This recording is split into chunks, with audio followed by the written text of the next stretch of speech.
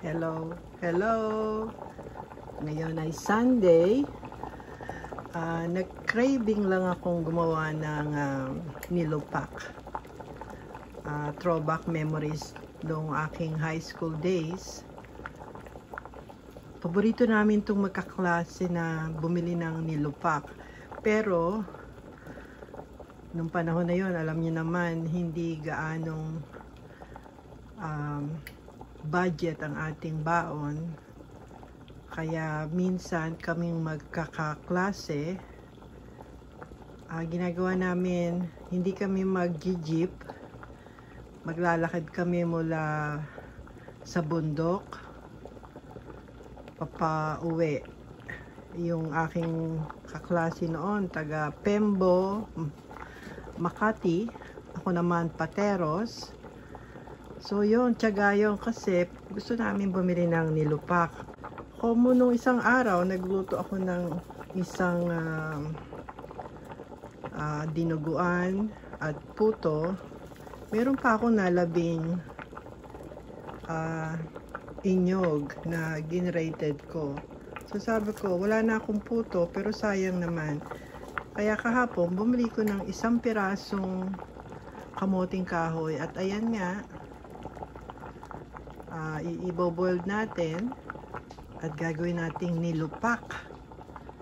Yun ang craving ko. Wala namang kumakain sa mga anak ko noon kasi hindi naman nila alam yung mga old days noon nung kabataan ko eh. So ayan, pang isang tao lang, craving ko lang, gagawa tayo ng nilupak. Ang bali ingredients lang naman noon, kung natatandaan ko, margarine.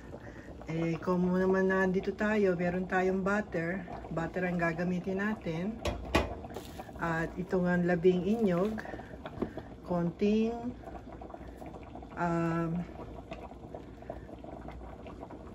dash ng salt. At sugar. Yan. So, yan ang ating gagawin ngayon. Kaya ngayon, i-boil natin yung ating kamoting kahoy at imamash natin siya.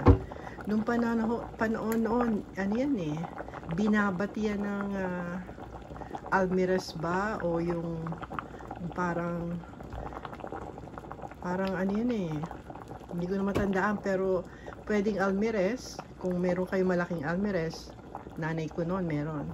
Konting maliit na kwento lang to sa inyong lola.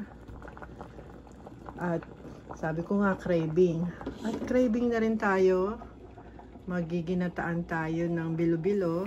Hahaluan ko yan ng kamote at gabi. Kaya ayan, konting kwento lang. At gusto ko nga kumain ng nilupak.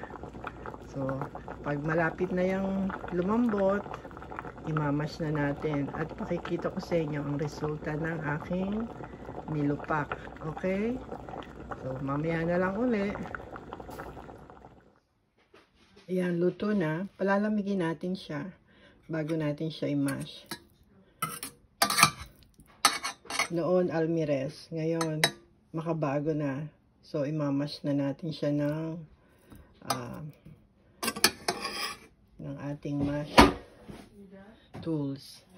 Saka yung gagawin ko, old way. Yung old way na natatandaan ko nung ako'y nag-aaral ng high school. Ang alam ko, margarine, sugar, at kinadkad na niyog. At lalagyan natin ng isang drop ng maliit na konting asin. Pero ngayon, ang dahil kong nakikita, maraming kanya-kanyang version. Pero ito ang gagawin kong old version ko. Kaya, palamigin muna natin at saka natin siya i-mash. Ayan.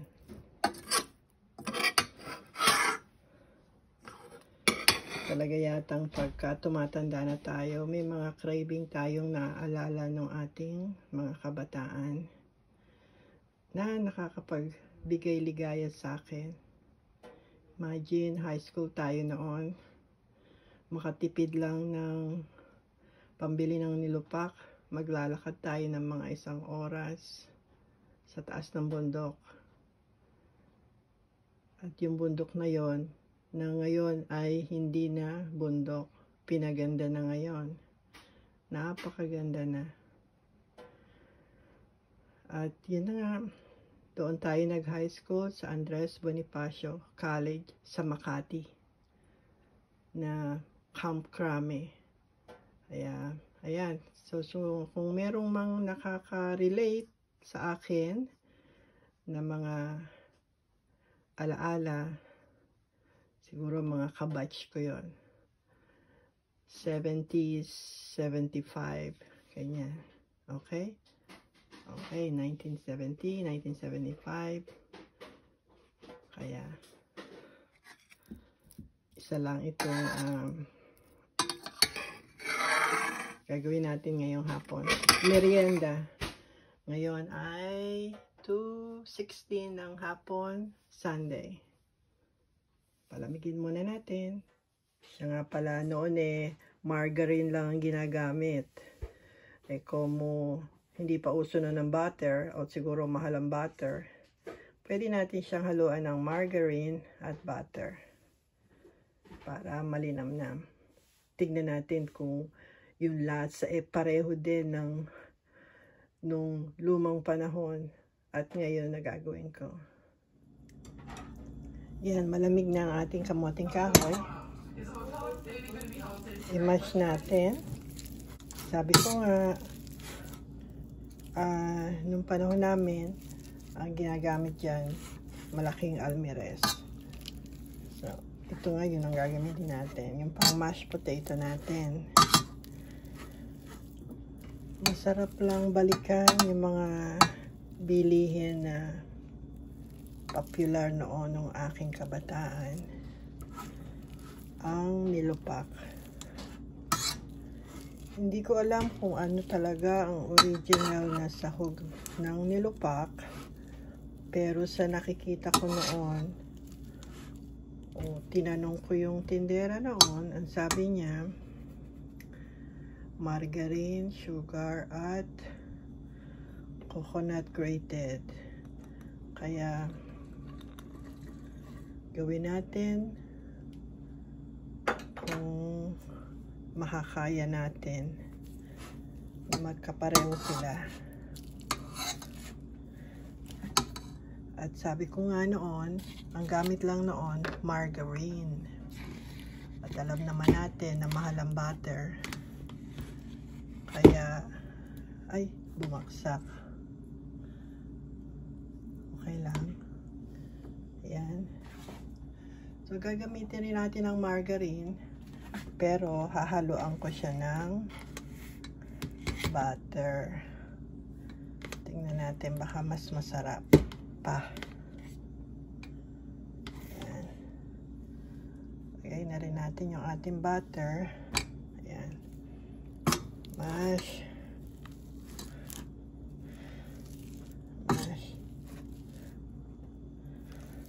Walang nabibiling nilupak dito sa Canada, kaya make your own na lang. Para na rin tayo nasa Pinas. At asukal. Umpisahan natin sa 2 kutsara. At kung kinakailangan dagdagan, saka na lang natin dagdagan. Yan. Yan ang ating homemade nilupak. Way back sa aking naaalala nung ako'y high school pa sa Fort Andres Bonifacio College sa Makati. Ayan. Paborito namin bilhin to ng aming mga kaklase.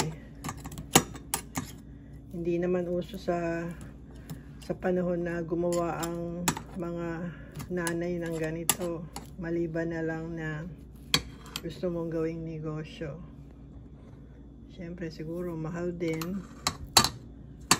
At hindi naman tayo kayang bilhin yun. Alam niyo naman ang buhay noon. Yan, haluin ko muna, ha? Yan, tapos ko nang i-mix. Hindi ko masyado siyang minash. Masarap din yung may nangunguya tayong maliliit na butel na kamuting kahoy. Ang bali, medyo kakaiba lasa. Siguro dapat hindi ko na siya nilagyan ng asukal. Medyo matamis pero hindi katamisan. Gusto ko lang siyang subukan kung pareho siya nung natikman ko nung ako'y kabataan. Kaya kung merong mang nanonood, nakagaya kong senior, tama ba ginawa ko? Bahala na, mag-text kayo kung gusto nyo. At ito nga ang aking version na 1970s na naalala kong nilupak. Ayan, sana nagustuhan nyo. Isang simpleng merienda. Kamuting kahoy na nilupak. Ayan, okay. God bless everyone. Take care. Bye.